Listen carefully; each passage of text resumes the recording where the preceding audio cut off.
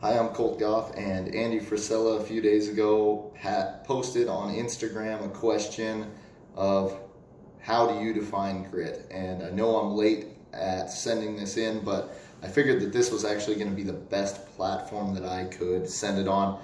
I've either been hosting or at wrestling camps with the team that I coach, and from there, I guess I really take grit to heart.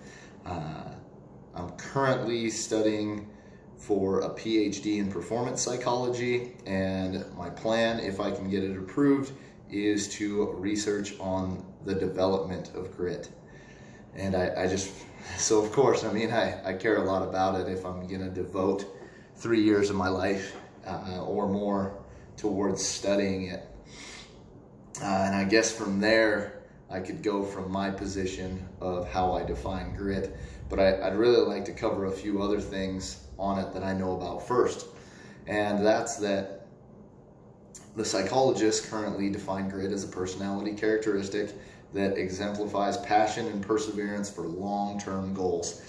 And with that, it's under the big five personality trait conscientiousness, which if you ever listen or look up Dr. Jordan Peterson, he really talks about how conscientiousness is a big predictor of success, and grit also has been shown in all kinds of areas to predict success.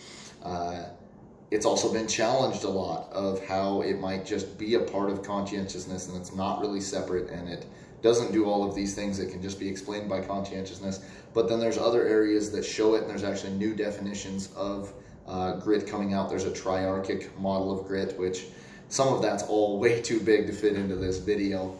But what I kind of wanted to cover was just some of those things and how I get to my definition of it, which again isn't completely backed by science. It's some from my experience, but also from my research. But I think it's a little more well-rounded, and I think why grit currently is being challenged within the scientific literature is because it is that one-dimensional point, and I think that there's a lot of factors that go into being resilient.